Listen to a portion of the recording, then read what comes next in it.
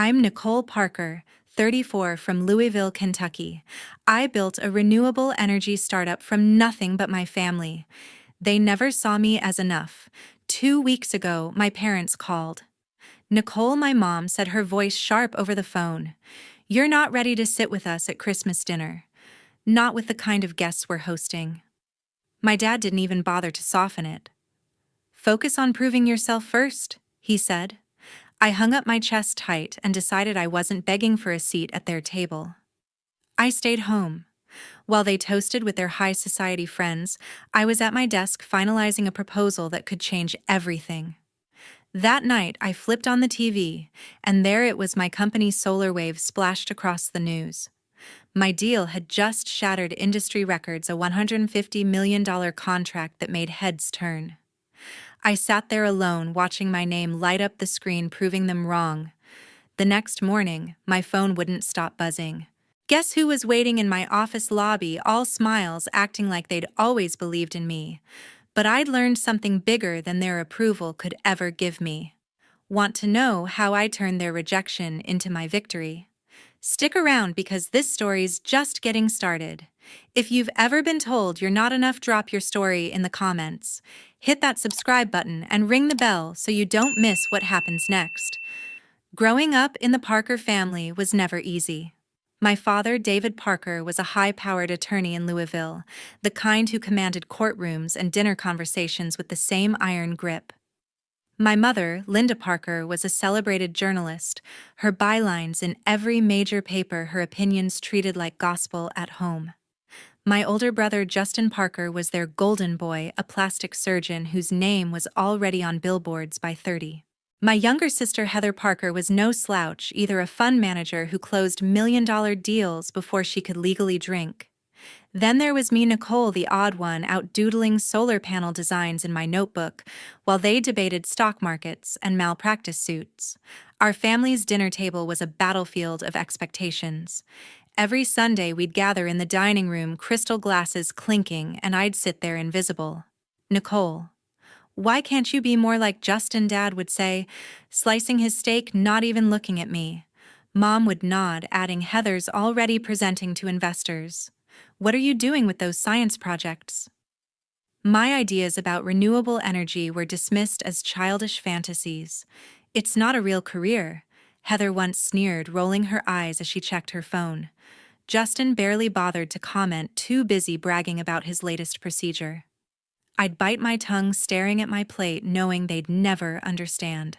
Those dinners shaped me, but not in the way they wanted. I'd escape to my room, sketching designs for cleaner energy, dreaming of a world that didn't run on their approval. They saw my passion as a phase, something I'd outgrow when I got serious. I was 16 when Mom handed me a law school brochure saying, "This is what success looks like." I tore it up the second she left. My defiance grew quietly, fueled by their constant comparisons. They thought they were pushing me to be better, but they were teaching me I'd never fit in. The only person who saw me was my grandfather, Harold Carter. He wasn't like the rest of them. A retired engineer, he'd built his own business from nothing, and he'd sit with me for hours listening to my ideas about solar power.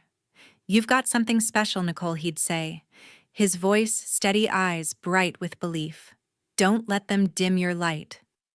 When I was 17, he gave me a worn-out book on renewable energy, its pages dog-eared from his own dreams. "This world needs people like you," he told me, pressing it into my hands. It was the first time I felt seen. But Harold's support couldn't shield me from the rest.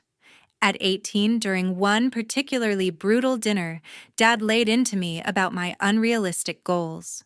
"You're wasting your potential," he said, his voice cutting deeper than usual. Heather chimed in. "Maybe if you tried harder, you'd actually matter." I pushed my chair back, heart pounding, and walked out. Mom didn't call me back. Justin didn't look up. That night, I sat in my room staring at Harold's book, promising myself I'd prove them wrong. Not for them, but for me. School wasn't much better. My teachers loved my ideas, but my grades suffered because I spent every spare minute researching solar technology. My classmates called me the dreamer, half mocking, half pitying. I didn't care. I was building something bigger than their approval, something that could change how we powered the world. But every time I went home, the weight of my family's judgment pressed harder. "You're not cut out for this," Mom said once, her tone final, like she'd already written my failure. I stopped sharing my dreams with them after that. By the time I hit 19, I was suffocating. The Parkers wanted a lawyer, a doctor, a financier, not a kid obsessed with saving the planet. Harold was the only one who kept me grounded. "They don't get to define you," he said one afternoon, sitting on his porch, his hands rough from years of work. He told me stories of his own struggles, how he'd ignored the naysayers to build his company. "You'll find your people," he promised.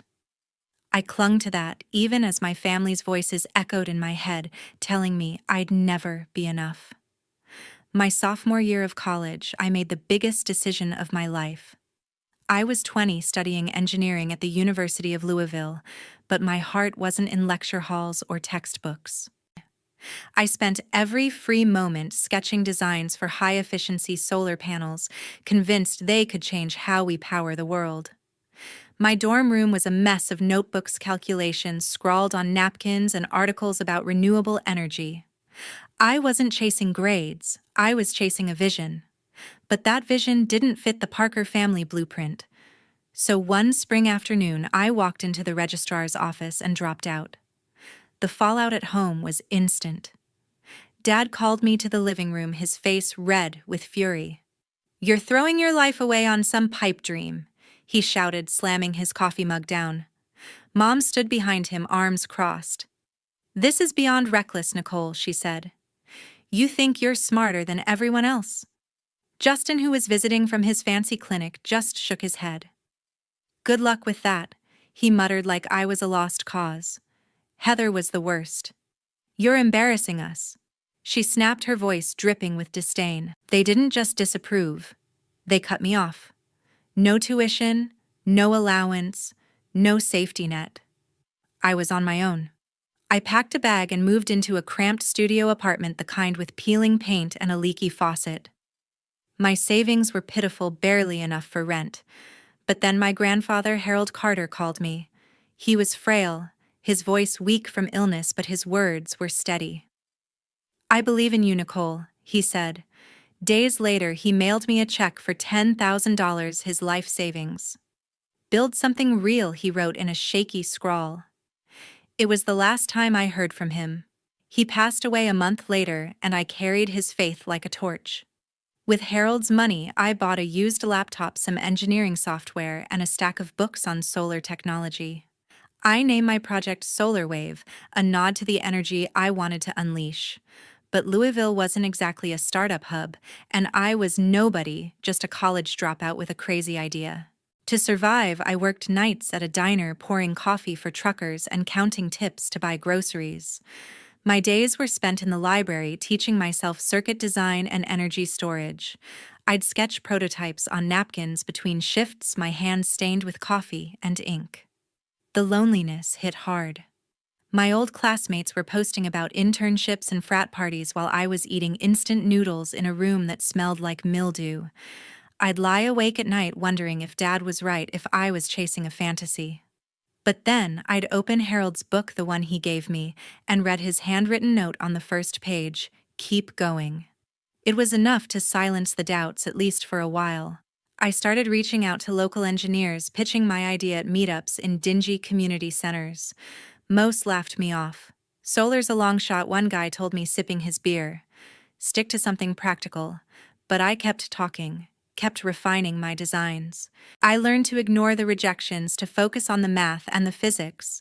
My first prototype was a disaster: wires fried, panels cracked, but it was mine. Every failure taught me something new, and I was getting closer. Months turned into a year. I was 21, broke and exhausted, but Solar Wave was taking shape. I had a working model, a clunky thing that generated a fraction of the power I wanted, but it was proof I wasn't crazy. I started a website, posting my designs and begging for feedback from anyone who'd listen. A few engineers responded, offering tips. One even sent me a spare battery to test. It wasn't much, but it was a start. I was building something piece by piece with no one but Harold's memory cheering me on. The Parkers didn't call. Not once. I'd see Heather's name in the business section of the paper or Justin's face on a billboard for his clinic. Mom's articles were everywhere, and Dad's cases made headlines. They were thriving while I was scraping by. But I didn't want their life. I wanted mine. Solar Wave was my rebellion, my way of saying I didn't need their approval to matter. I just needed to keep pushing one long night at a time. One late night at a coffee shop, I met Matthew Hayes. I was 23, hunched over my laptop in a corner booth surrounded by empty coffee cups and crumpled napkins covered in circuit diagrams. Solar Wave was still just a dream, a clunky prototype that barely worked. I was pitching my idea to anyone who'd listen, but most people walked away. Then Matthew, a lanky guy with glasses and a worn-out flannel, slid into the seat across from me. "You're the solar panel girl, right?" he asked, his voice curious, not mocking. He was an energy engineer fresh off a failed startup of his own, and he saw something in my designs. "This could actually work," he said, pointing at my screen. For the first time in years, I wasn't alone. We started working together, burning through late nights in a rented garage we called our lab. Matthew brought technical know-how. I brought relentless drive. We refined the solar panel design, aiming for efficiency no one else had cracked. 6 months in, we had a pitch deck and a prototype that didn't catch fire progress. Matthew suggested we look for investors. I was skeptical. Louisville wasn't exactly Silicon Valley. But he knew someone, Denise Yang, a partner at Blue Horizon Ventures. We got a meeting and I spent days practicing my pitch, my voice shaking as I rehearsed in front of a mirror. Denise was sharp, no-nonsense, asking questions that cut straight to the numbers. "You've got guts," she said, finally leaning back in her chair. "I'm in for 50,000. It wasn't much, but it was enough to officially launch Solar Wave. With Denise's money, we rented a small office, bought better equipment, and hired a couple of part-time coders. Matthew and I poured everything into our first big project, a solar panel system for a local warehouse. We worked 18-hour days troubleshooting, wiring, tweaking algorithms, and testing output. I barely slept, living on energy drinks and the thrill of being so close to something real. Matthew kept me grounded, cracking bad jokes when I got too stressed. "We're not curing cancer, Nicole," he'd say, grinning, "but we're damn close to powering a warehouse." Denise checked in monthly, pushing us to hit milestones. I felt like I was finally building something that mattered. Then it all fell apart. The warehouse installation was our big test, and we botched it. The panels overheated, frying the circuits in under a week. The client pulled out, and we lost half our funding. I sat in our office staring at the charred remains of our prototype, my stomach in knots. "We're done," I told Matthew, my voice flat. I'd sunk Harold's money, my savings, and 3 years of my life into this, and it was ashes. I thought of Dad's words. "You're throwing your life away." Maybe he was right. Matthew didn't let me spiral. "Failures are data," he said, tossing a burnt wire aside. "We know what's wrong now. We fix it." I wanted to quit, but his stubborn optimism wouldn't let me. We went back to the drawing board. Matthew dug into the technical flaws: faulty heat sinks, bad voltage regulators. I focused on the math, recalculating energy yields and material costs. Denise didn't pull her funding, but her calls got colder, her emails shorter. We couldn't afford another mistake. I started reaching out to online forums, begging for advice from engineers across the country. One guy in Oregon sent us a paper on next-gen photovoltaic cells. It was a long shot, but it sparked an idea. We pivoted, designing a new panel with better heat management and higher output. It meant scrapping months of work, but Matthew was all in. "This is the one," he said, sketching a new layout on a whiteboard. The pivot wasn't easy. We were broke again, sharing a cheap apartment to cut costs. I took freelance coding gigs to keep us afloat while Matthew scavenged parts from scrapped electronics. We tested the new design in our garage, running simulations until our laptops overheated. Slowly, it started to work. The new panels hit 20% efficiency, better than anything on the market. We weren't out of the woods, but we had a fighting chance. Matthew and I became a team, not just coworkers.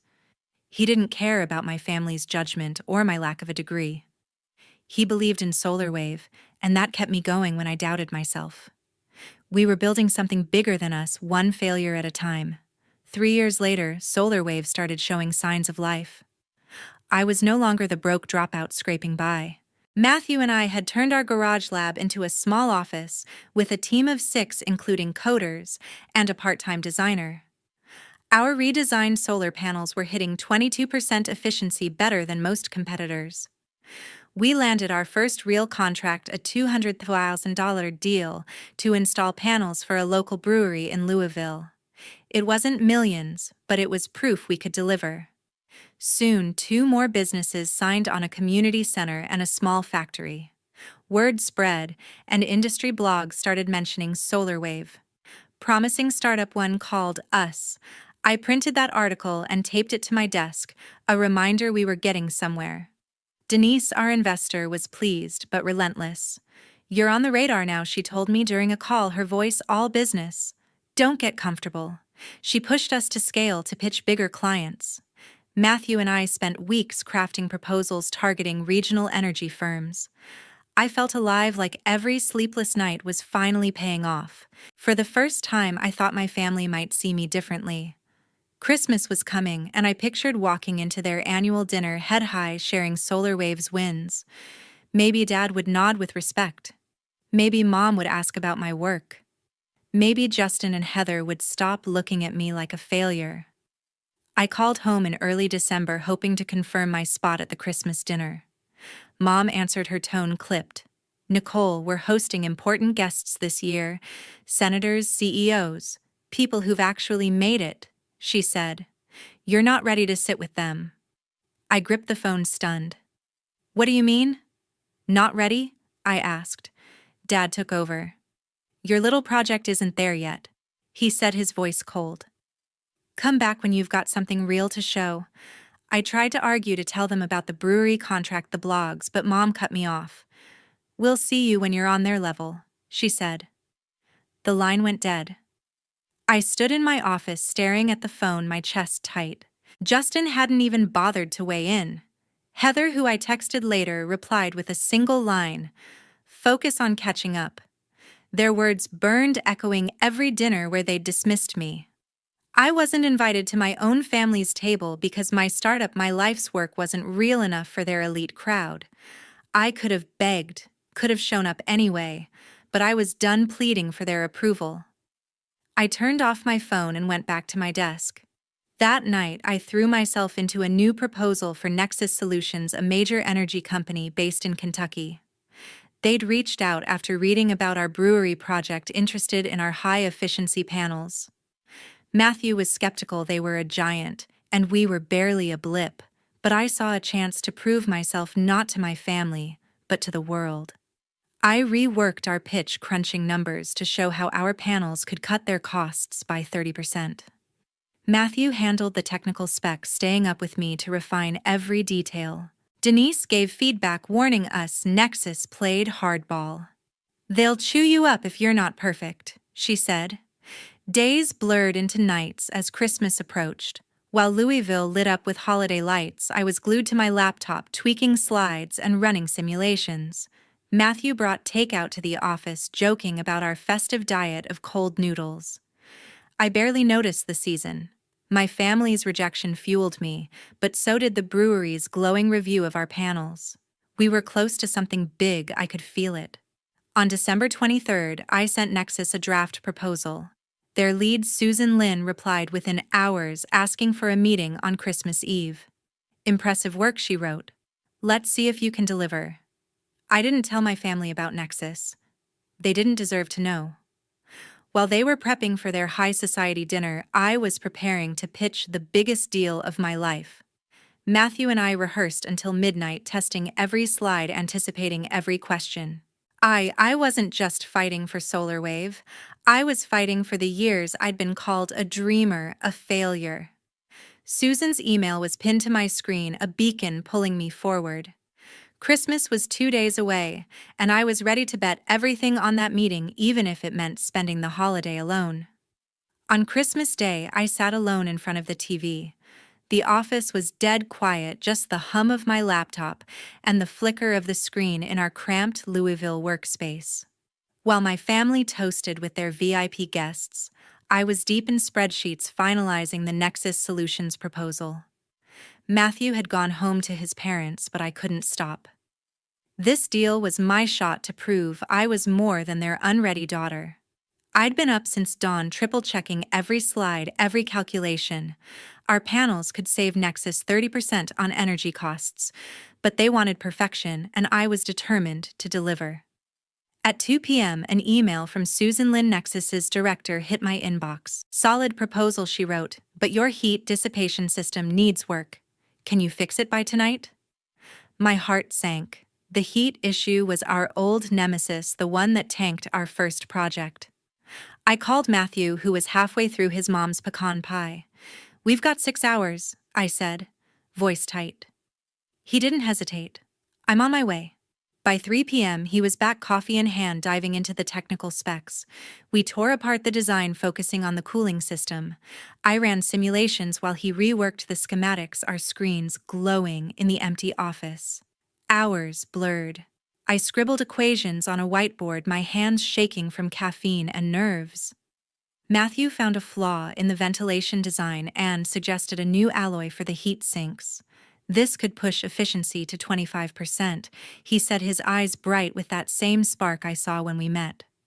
I recalculated the output, plugging in his changes. The numbers looked good, better than good.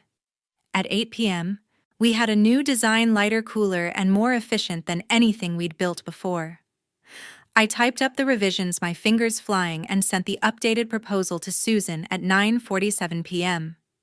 "Here's the fix," I wrote, hitting send with a knot in my stomach. I collapsed onto a couch in the office, too wired to go home. The TV was on some local news channel, droning about holiday sales. Then at 10:15 p.m., my phone pinged. Susan's name flashed on the screen. "Your solution checks out," her email read. "We're signing the contract, $150 million for SolarWave to supply panels for our Midwest grid. Congratulations." I stared at the words, my breath catching. $150 million. It wasn't just a deal. It was a game changer. I called Matthew, who whooped so loud I had to pull the phone away. "We did it, Nicole," he shouted. I laughed, tears stinging my eyes, feeling Harold's belief in me from years ago. Before I could process it, the TV screen shifted. "Breaking news," the anchor said, her voice sharp. "Louisville startup SolarWave has secured a $150 million contract with Nexus Solutions, marking a record in the renewable energy sector." My name flashed on the screen, Nicole Parker, co-founder of SolarWave. They called us industry pioneers, our panels a leap forward in green tech. I sat frozen, watching my face on the news, my company's logo next to Nexus's. The brewery contract, the late nights, the failures, it all led to this. I'd done what my family said I couldn't. I thought of Dad's voice. "Come back when you've got something real." Mom's dismissal. "You're not ready." This was real. This was me proving them wrong on a stage they couldn't ignore. I didn't call them. I didn't need to. The world knew SolarWave now, and that was enough. I texted Matthew, "We're on the map." He replied with a single emoji, a rocket. Denise called minutes later, her usual cool tone replaced with excitement. "You've just shaken up the industry," she said. "Get ready for what's next." I stayed in the office, replaying the news clip, letting the weight of it sink in. The contract wasn't just money, it was validation. Every doubt, every rejection, every night I'd questioned myself, it all faded. I wasn't the kid they'd laughed off at dinner. I was Nicole Parker, and SolarWave was rewriting the rules. As the clock ticked past midnight, I shut off the TV, my mind already racing toward what we'd build next. The world was watching, and I was just getting started. The morning after, my phone wouldn't stop ringing. By 8 a.m., my inbox was flooded with messages from local reporters, industry blogs, and even a few competitors. SolarWave's $150 million deal with Nexus Solutions was the talk of Louisville. Social media buzzed with our name, and a local radio station called us Kentucky's Green Tech Miracle. I was still in the office running on adrenaline and cold coffee when Matthew burst in grinning. "We're trending," he said, showing me his phone. I laughed, but my mind was already on the next steps: scaling production, hiring more engineers, keeping Nexus happy. Then the receptionist buzzed. "Your family's here," she said. I froze. Dad, Mom, and Heather stood in the lobby dressed like they were headed to a gala. No Justin, he was probably too busy with his billboards. I walked out, my stomach twisting. Dad extended his hand, all smiles. "Nicole, we saw the news," he said. "What an achievement." Mom nodded, her expression softer than I'd ever seen. "We're so proud," she added, her voice almost convincing. Heather, in a tailored blazer, chimed in. "This is huge, Nicole. Really." I stood there waiting for the catch. It didn't take long. Heather leaned closer, lowering her voice. "I know some investors who'd love to meet you," she said, her eyes sharp. I could set up introductions for SolarWave's sake. There it was. They weren't here for me. They wanted a piece of my success. I clenched my fists, years of their dismissal flashing through my mind. The dinners where they'd ignored me, the years they'd called my dreams childish, the Christmas they'd shut me out. I wasn't their little girl anymore, begging for a seat at their table. "You're proud now?" I asked, my voice steady but cold. Dad raised an eyebrow like he hadn't expected me to bite back. "When I was pouring coffee to pay rent, where were you?" I turned to Mom. "When I dropped out to chase this, you said I was reckless." Heather opened her mouth, but I cut her off. "And you," Heather told me, "I'd never matter. Now you want to play matchmaker with your investor friends." The lobby went silent. Matthew, standing by the door, gave me a small nod like he knew this was coming. Dad tried to smooth things over. "Nicole, we just want to support you now," he said, his tone patronizing, like I was still a teenager. I shook my head. "You didn't believe in me when it was hard. You don't get to claim this now that it's easy." Mom's face tightened. "We're your family," she said, as if that erased everything. I stepped closer, my voice low. "Family doesn't tell you you're not enough. Family doesn't cut you off when you're trying to build something," Heather scoffed. "You're being dramatic," she said, crossing her arms. "We're here, aren't we?" I looked at them, Dad with his polished suit, Mom with her perfect posture, Heather with her calculated smile. They hadn't changed. They saw SolarWave's name in lights and thought they could waltz in, rewrite the story, act like they'd always been on my side. "You're here because the news told you to be," I said. "I built this without you. I don't need your connections or your approval." The words felt like a weight lifting off my chest. For the first time, I didn't care what they thought. Dad's face reddened. "You're making a mistake," he warned. "You'll need us someday." I almost laughed. "I needed you 10 years ago. I don't anymore." Mom reached out, her voice softer now.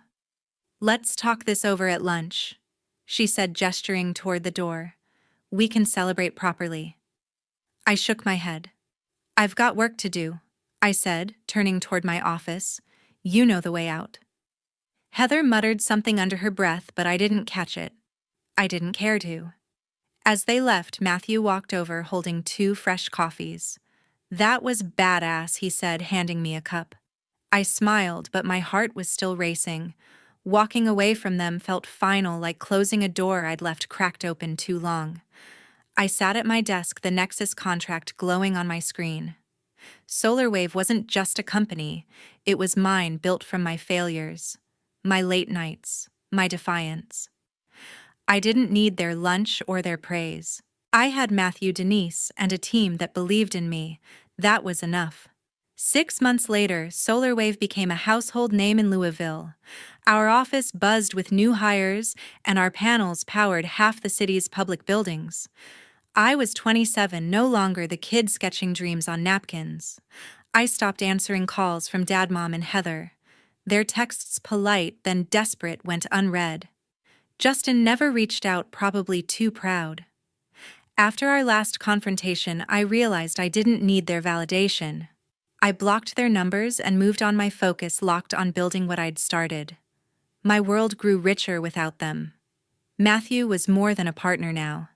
He was my rock, always ready with a bad joke or a late-night brainstorm. We'd spend evenings debating panel designs, our laughter echoing in the office. Denise, our investor, became a mentor, guiding me through boardroom politics with sharp advice. "You're tougher than most CEOs I know," she told me once, her smile rare but genuine. Then there was Diane Carter, a brilliant energy scientist I met at a conference. Her passion for fusion tech matched my drive, and soon our coffee dates turned into something deeper. With her, I felt understood, not judged. I wanted to honor the one person who'd believed in me from the start, my grandfather, Harold Carter. Using SolarWave's profits, I launched the Harold Carter Scholarship Fund, a $100,000 program for young innovators in renewable energy. At the opening ceremony, I stood before a crowd of students holding the book Harold gave me years ago. "This is for dreamers who don't have a cheering section." I said, my voice steady. Diane squeezed my hand off stage, and Matthew clapped loudest, his grin wide. The first recipient, a shy 18-year-old with a solar battery prototype, reminded me of myself. I knew Harold would have been proud. Looking back, I saw the cost of my family's arrogance. They'd dismissed me as a failure, too caught up in their own success to see mine. Now they were the ones on the outside, their calls unanswered, their invitations ignored. I didn't gloat, I didn't need to. My life was full, a thriving company, a partner in Matthew, a mentor in Denise, a love in Diane. Their absence didn't leave a void. It made space for people who valued me. The biggest lesson wasn't about winning or proving them wrong. It was about knowing my worth didn't depend on their approval or anyone's. I'd spent years chasing their respect, but every rejection, every late night, every failure taught me I was enough. SolarWave wasn't just a company. It was proof that my dreams had weight, that I could build something lasting without their help. My family lost me not because I failed, but because they couldn't see me. That was their burden, not mine.